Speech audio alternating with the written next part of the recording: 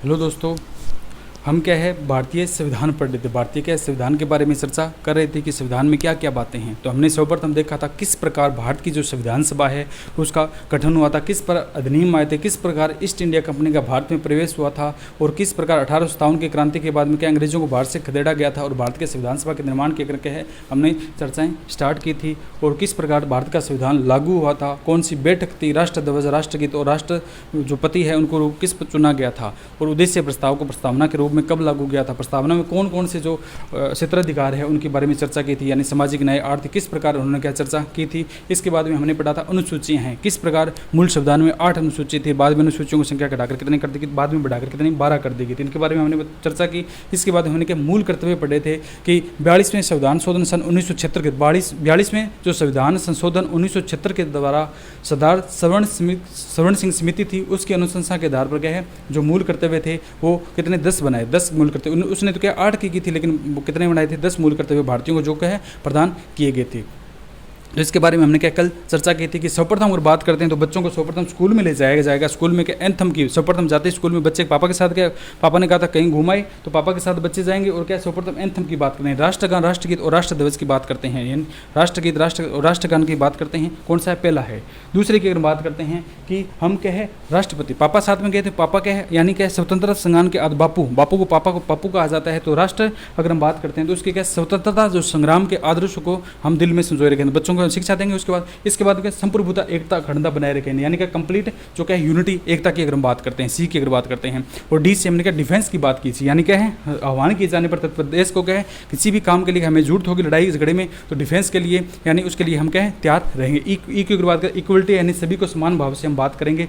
ई की अगर बात की थी तो हमें क्या है सभी समान भाव से क्या है एक साथ दूसरे का क्या काम करेंगे। ये कौन सा था, ई में था। ई कौन सा है, 5वें में इसकी हमने बात की थी। इसके बाद में क्या फैंसी अगर हम बात करते हैं कि बच्चों में क्या है किस प्रकार का फैंसी की बात है, यानी सामाजिक संस्कृति को बना करेंगे, कोई किसी प्रकार कपड़े पहनेगा, कोई किसी प्रकार। तो इक्वल कौन सी आती है, फैंसी क्या थी हमारी, क्या थी फैंसी कल्चर है, यानी फैंसी जो कल्चर है उसकी बात की थी। कौन से आते हैं इसमें, कौन से आते हैं, ई अप के है। जी की हमने बात की ग्रीन है यानी वन्य जीव के संबंधित क्या है, वन्य जीव पर्यावरण की अगर बात करते हैं तो इसमें आएगी ई अप। एक जी की जी अच में बात कौन सा है, ह्यूमन साइंटिफिक है। अच में कौन सी बात करती है, ह्यूमन साइंटिफिक है, यानी वैज्ञानिक दृष्टिकोण, बच्चों को क्या है वैज्ञानिक दृष्टिकोण की बात करेंगे।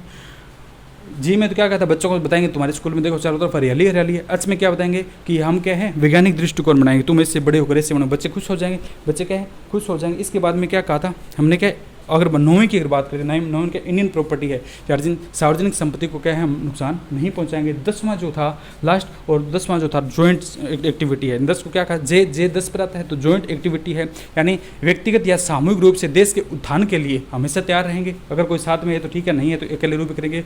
और हमें 11वां तो पता है 6 से 14 साल के बच्चों के लिए अनिवार्य शिक्षा का प्रावधान किया गया था।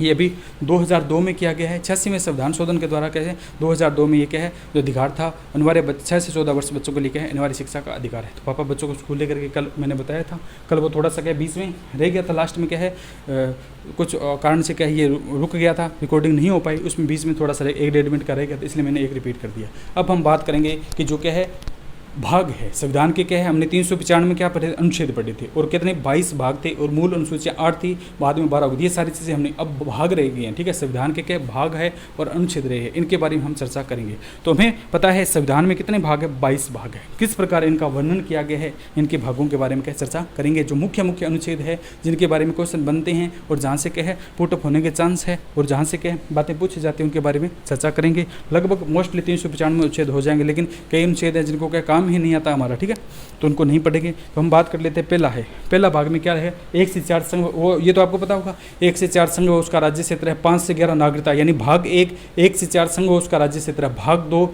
5 से 11 जिसमें क्या नागरिकता का प्रावधान है। 1 से 4 संघ उसका राज्य क्षेत्र, 5 से 11 नागरिकता है, 12 से 35 मौलिक अधिकार, 36 से 51 क्या है नीति निर्देशक तत्व है, 52 से 151 क्या है केंद्र सरकार है, 52 से 151 क्या है, 52 से 151 क्या है केंद्र, क्या है सरकार है। केंद्र सरकार के बारे में प्रावधान कौन से 52 से 151 में है, 152 से 237 है, ठीक है, 152 से 237 है। ये कहाँ चले जाएंगे, राज्य में चले गए, यानी क्या है राज्य सरकार के प्रावधान है, ठीक है। 152 से 237 कौन सा था, राज्य के प्रावधान है। 238 क्या है, 238 हमने क्या खाली बताया था, 238 को खाली किया गया है, निरस्त किया गया है, ठीक है।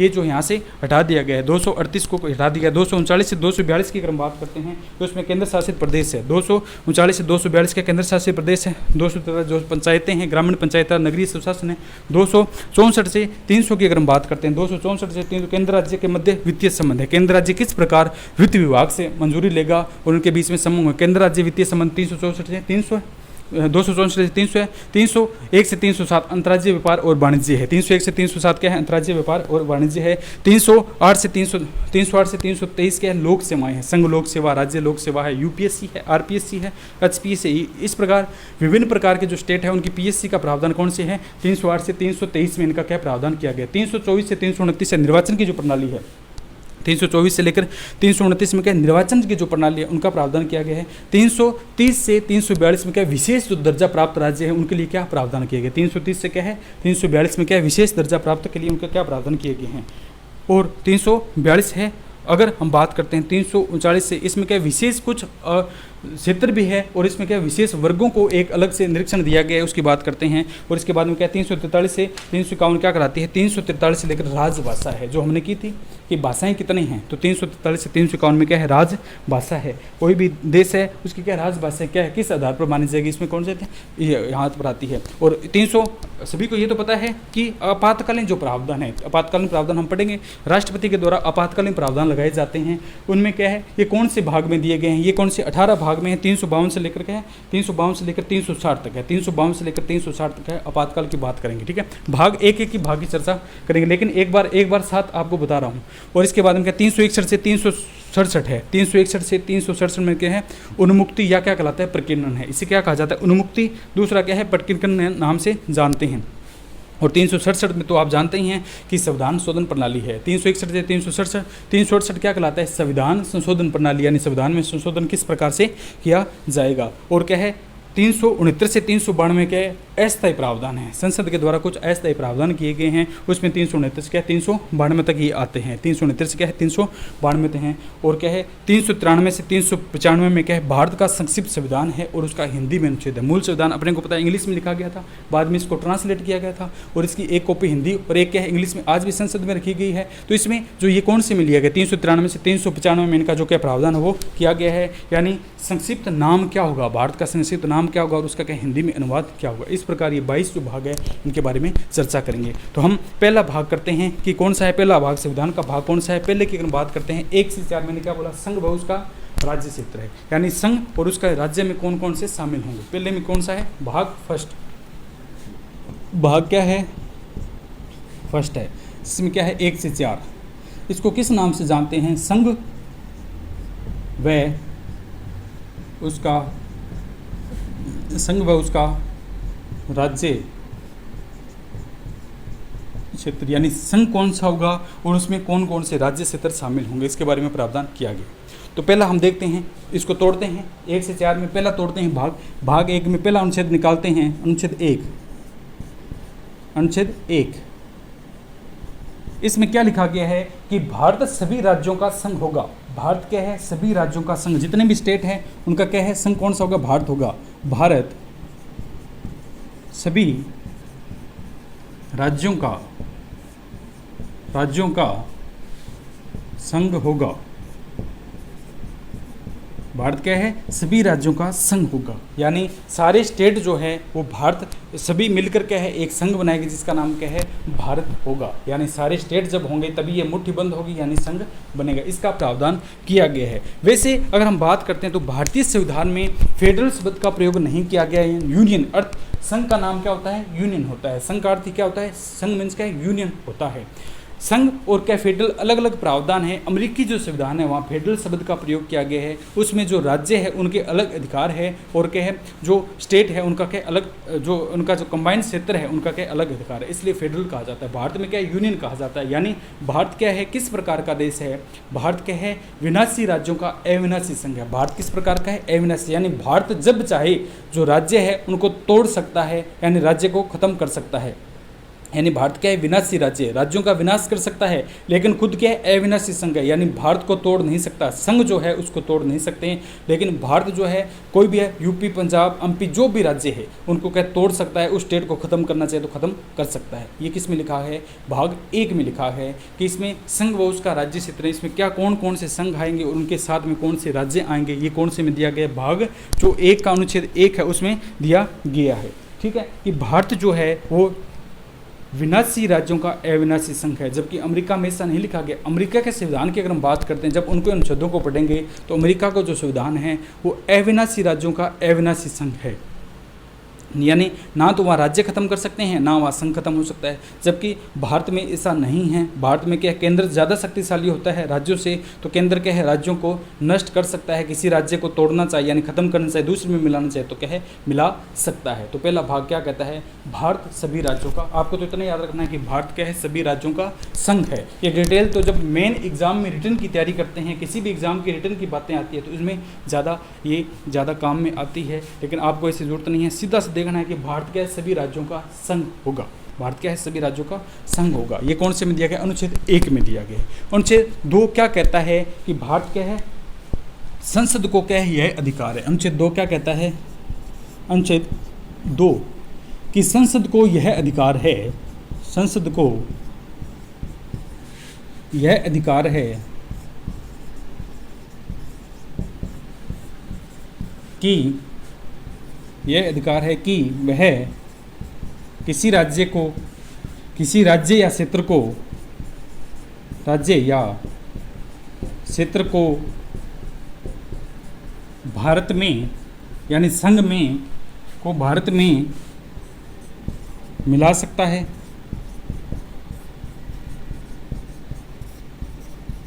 और नष्ट कर सकता है,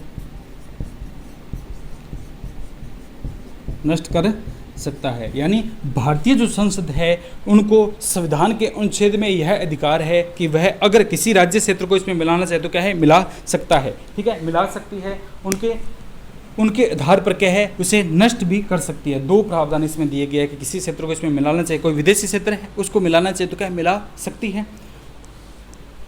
संसद क्या है, उसको शर्त देखनी होती है कि वह भूखंड अपने अधीन आ रहा है कि नहीं आ रहा है। तो ये कौन से में, दूसरे में दिया गया। दूसरे में क्या दिया गया है कि भारत क्या है, किसी भी अधिकार दिया गया कि वह राज्य के, ठीक है, वह किसी भी क्षेत्र को, राज्य को किसी क्षेत्र को क्या है, कोई भी जो राज्य है उसको क्या है, भारत में मिला सकता है। आप तो इतना याद रखिए कि अनुच्छेद 2 में दिया गया कि भारत में किसी भी राज्य को मिलाया जा सकता है, दूसरे में यह कहते हैं, दूसरे में क्या है, ये बात कहा गई है।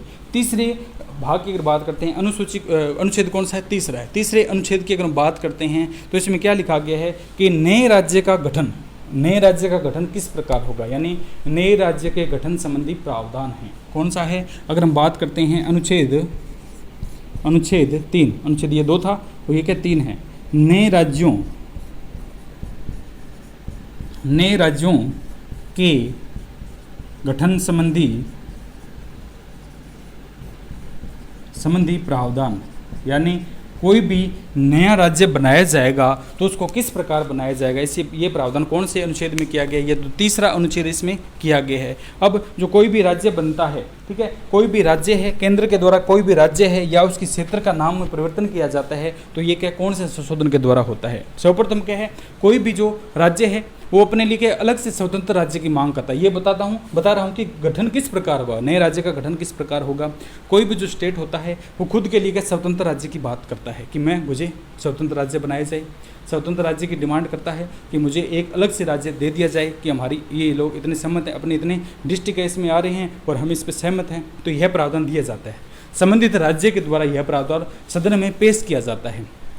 यह लोकसभा, राज्यसभा किसी भी सदन में पेश किया जा सकता है। लोकसभा या राज्यसभा में क्या किसी भी सदन में पेश किया जाएगा और फिर ये 2/3 अनुमति से जब दोनों सदनों से पारित हो जाता है, 2/3 हिस्से के द्वारा, 2/3 बहुमत के द्वारा जब इसे पारित कर दिया जाता है तो ये राष्ट्रपति के समक्ष पेश किया जाता है। हमें पता है कोई भी विधेयक आता है वो सर्वप्रथम किस में जाता है, लोकसभा या राज्यसभा, दोनों में से किसी में। ये क्या है, दोनों में से किसी में जा सकता है। ये कोई प्रावधान नहीं है कि लोकसभा में जाना चाहिए, ठीक है, लोकसभा या राज्यसभा में किसी में जाएगा, ठीक है, लोकसभा या राज्यसभा में किसी में भी जाएगा, ठीक है, या नए राज्य का गठन कर रहे हैं या उसकी कोई सीमा में परिवर्तन करें कि हम इस सीमा में ये करें, तो क्या है ये राज्यसभा या लोकसभा में जाएगा। उसके बाद यहाँ से दोनों सदनों में पारित होने के बाद ये राष्ट्रपति के पास जाता है। राष्ट्रपति अगर इसके ऊपर अनुमोदित कर देता है, साइन कर देता है, तो फिर राष्ट्रपति के द्वारा यह किया जाता है कि ये इस राज्य की मांग कर रहे हैं, ये राज्य हम बनाएंगे। तो उसके बाद ये राज्य की मांग कर रहे हैं तो सभी राज्यों की विधानसभाओं में ये क्या है पत्र प्रस्तुत किया जाता है, सभी राज्यों को ये भेजा जाता है। सभी राज्य के जो विधानमंडल है उनमें ये पत्र जाएगा कि हम इस राज्य की क्या है एक नया राज्य बना रहे हैं, इस राज्य को लेकर हमारे पास अनुशंसा आई है और इसको लेकर के हम एक नए राज्य का क्या है निर्माण करने की प्रक्रिया में सोच रहे हैं। तो राज्य को भेजता है, राज्य के विधानमंडल इसके ऊपर चर्चा करेंगे और क्या है हाँ या ना में जवाब देंगे।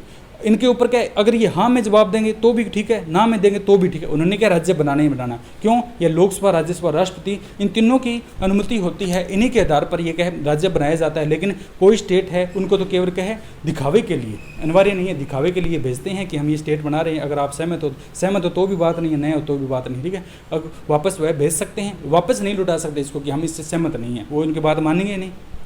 इस प्रकार वापस यह सदन में जाता है, वहाँ पर जाता है और राष्ट्रपति अनुमोदित करते हैं और जो नए राज्य का गठन करते हैं। इस प्रकार जो नया कोई राज्य बनाना चाहिए उसका प्रावधान कौन सी में है, तीसरी जो अनुच्छेद में दिया गया। कौन से अनुच्छेद में दिया गया है, तीसरा जो अनुच्छेद है उसमें दिया गया। अब हमने चौथा पढ़ा था कि चौथा जो अनुच्छेद है उसमें क्या किया गया था, हमने पढ़ा था, कल ही पढ़ा है। अनुसूचियों की बात करते हैं, चौथे में क्या है, जो पहली और चौथी अनुसूची में प्रावधान किए हैं उनमें पहली और चौथी अनुसूची में क्या प्रावधान जो भी करते हैं। चौथी में क्या राज्यसभा में सीटों का बंटवारा है, पहले में क्या संघ, हम बच्चों ने कहा हम संघ में जाए थे, संघ उस राज्यों का क्षेत्र है, संघ व राज्यों के नाम में सीमाओं में परिवर्तन है वो इसमें चौथी में रखे गए हैं, ठीक है। पहली और चौथी जो अनुसूची है उनमें संशोधन अगर कोई किया गया, राज्यसभा में सीटों का बंटवारा है या संघ व नाम में, तो इसमें क्या है कोई क्या है परिवर्तन नहीं रखा जाएगा। तो अनुसूची कौन से, अनुच्छेद 4, अनुच्छेद 4 क्या कहता है कि पहली और चौथी जो अनुसूची दी गई है उनमें अगर कोई परिवर्तन किया गया, उनमें क्या है कोई परिवर्तन किया गया है तो इसे संविधान शोधन नहीं माना जाएगा। पहली व चौथी अनुसूची में, वह चौथी अनुसूची में, पहली व चौथी अनुसूची में किया गया परिवर्तन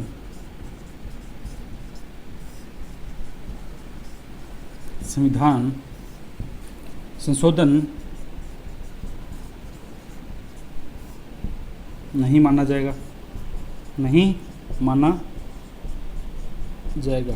यानी पहली अनुसूची और चौथे में कोई भी अगर परिवर्तन करें, कोई भी प्रावधान करें तो इसको क्या है संविधान के संशोधन की अनुसूची में नहीं माना जाएगा। ये कौन सा था, 1 से 4 है। 1 से 4 क्या था, संघ और उसका राज्य क्षेत्र है। पहले में हमने क्या है कि भारत सभी राज्यों का संघ होगा, यूनियन शब्द का प्रयोग किया जाएगा। भारत के जो राज्य हैं उनको हम नष्ट कर सकता है, लेकिन भारत जो संघ है खुद नष्ट नहीं होगा, यानी केंद्र ज़्यादा शक्तिशाली होगा राज्यों से, ये बात कह रहे हैं। दूसरी, भारत सभी राज्यों का संघ होगा, सभी को पता है भारत क्या है, सभी राज्यों का क्या है संघ है, ये इसमें आ गया है। और अनुच्छेद दो दूसरे में क्या कहते हैं, संसद को यह अधिकार है कि वह किसी राज्य या क्षेत्र को भारत में मिला सकता है और नष्ट कर सकता है, मिला सकता है, नष्ट करता है, और उनके जो मिलाने के लिए क्या है सीमाओं का परिवर्तन भी कर सकता है, नाम हुए सीमाओं में परिवर्तन कर सकता है। तीसरा क्या, नए राज्यों का गठन और संबंधी प्रावधान है और सीमाओं में परिवर्तन कौन से, तीसरे में आता है, ठीक है। नए राज्यों का गठन और सीमाओं में परिवर्तन, नाम की सीमा में परिवर्तन करना चाहता है तो इसको कौन से, तीसरे में लिखा गया। चौथे में, पहली व चौथी अनुसूची में किया गया परिवर्तन संविधान शोधन नहीं माना जाएगा। पहली और चौथी में अगर क्या है अनुसूची जो है उसमें क्या अगर कोई संशोधन करते हैं, परिवर्तन जो करते हैं तो उसे क्या है संविधान जो संशोधन है उसकी कैटेगरी में नहीं माना जाएगा, उसकी कैटेगरी में क्या है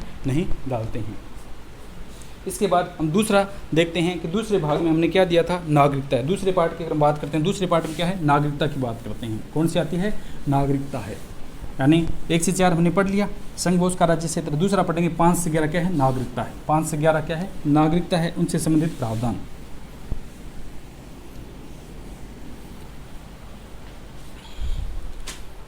नागरिकता, ठीक है, नागरिकता संबंधी प्रावधान है। तो ये कौन सी में आता है, नागरिकता।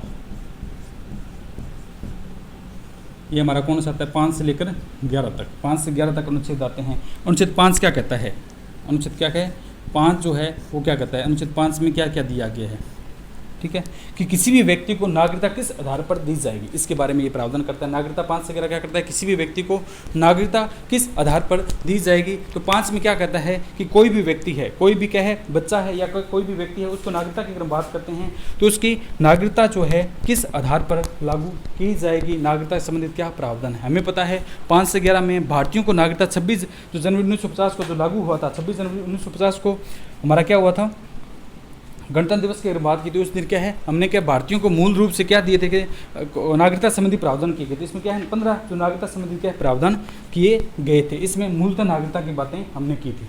15 अनुच्छेद लागू किए थे जिसमें क्या है मूलतः क्या नागरिकता की बात की थी। तो इसमें क्या है 5 की आती हैं, ठीक है। 5 में जो आते हैं पहले क्या नागरिकता किस आधार पर दी जाएगी व्यक्ति को, तो पहले क्या है वह व्यक्ति जो क्या है भारत का नागरिक हो उसे अनुच्छेद 5 क्या कहता है कि जो व्यक्ति भारत का नागरिक हो उसे भारत की नागरिकता दी गई। दूसरे, अगर उस व्यक्ति के माता या पिता भारत के नागरिक हो तो क्या है उसे नागरिकता दी जाएगी। उस बच्चे के माता या पिता का जन्म भारत में हुआ हो, वह स्वयं विदेश में रहता हो तो उसे भारत की नागरिकता दी जाएगी। माता पिता का जन्म भारत में होना चाहिए और बच्चा भारत में बाहर रह रहा तो उसे नागरिकता दे सकते हैं।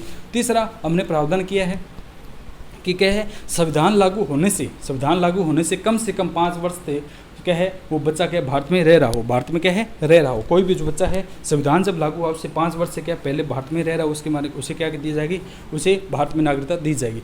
अनुच्छेद 6 क्या कहता है कि कोई भी जो है, अनुच्छेद 6 क्या कहता है कि पाकिस्तान से भारत में जो व्यक्ति आए हैं उनको नागरिकता किस आधार पर दी जाएगी। 6 क्या कहता है, अनुच्छेद 6 कहता है कि पाकिस्तान से कोई व्यक्ति भारत आया है तो उसे जो नागरिकता है किस आधार पर दी जाएगी। और 7वां क्या कहता है कि जो व्यक्ति क्या है पाकिस्तान चले गए हैं, साथ में क्या है कोई व्यक्ति है जो पाकिस्तान चले गए थे लेकिन कालांतर में किन्हीं कारणों से उन्हें वापस भारत आना पड़ा, उन्हें किस प्रकार नागरिकता का प्रावधान किया जाता है, और क्या है 8 में क्या कहता है, अनुच्छेद 8 क्या कहता है कि विदेश में रहने वाले कोई व्यक्ति है, बच्चा है, उसको किस प्रकार भारत की नागरिकता प्रदान की जाएगी। कोई बच्चे हैं वो क्या है विदेश में रह रहे हैं, विदेश में रहने वाले उनको क्या है उनको किस प्रकार भारत में उनके दादा या परदादा या उनके पैतृक संपत्ति का भारत के हों लेकिन वो बच्चे के वहाँ पर रह रहे हों तो उनको क्या किस आधार पर नागरिकता दी जाएगी। और 9 क्या कहता है, अनुच्छेद 9 में यह प्रावधान किया गया है कि अगर कोई व्यक्ति कोई जो व्यक्ति है स्वेच्छा से किसी भी राष्ट्र की जो है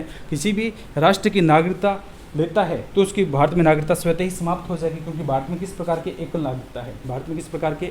नागरिकता का प्रावधान किया गया। तो 9 में क्या कहता है कोई व्यक्ति किसी भी राष्ट्र की स्वेच्छा से नागरिकता ले लेता है तो उसको क्या है उसकी जो नागरिकता है समाप्त भारत में नागरिकता समाप्त हो जाएगी, क्योंकि भारत में क्या केवल एक ही प्रकार की नागरिकता दी जाती है, एक ही नागरिकता मिलेगी, 2 नहीं रख सकता है। अगर यहाँ से चला गया तो उसकी नागरिकता वहाँ की हो जाती है, यहाँ नहीं है, ठीक है। और इस प्रकार क्या है 10 में क्या लिखा कि किस प्रकार नागरिकता बनी रहेगी, कितने समय तक कोई भी व्यक्ति उसकी क्या नागरिकता है वो बनी रहेगी। और 11 में अगर हम बात करते हैं, अनुच्छेद 11 क्या कहता है कि जो नागरिकता संबंधित जो भी है संसद को यह प्रावधान है कि नागरिकता में जो भी क्या है नियम लिया गया उनमें संशोधन कर सकती है। तो ये क्या 5 से 11 है नागरिकता संबंधित क्या प्रावधान है। 5 क्या कहता है कि कोई भी व्यक्ति है कोई भी जो व्यक्ति है उसके माता पिता विदेश में रहते वो यहाँ का रहने वाला, उसको नागरिकता किस प्रकार मिलेगी, कम से कम उसे क्या है 5 वर्ष पहले संविधान लागू होने से यहाँ भारत में आना चाहिए, संविधान जब लागू हुआ तो उससे 5 वर्ष पहले यहाँ का निवासी होना चाहिए तब उसे नागरिकता मिलेगी।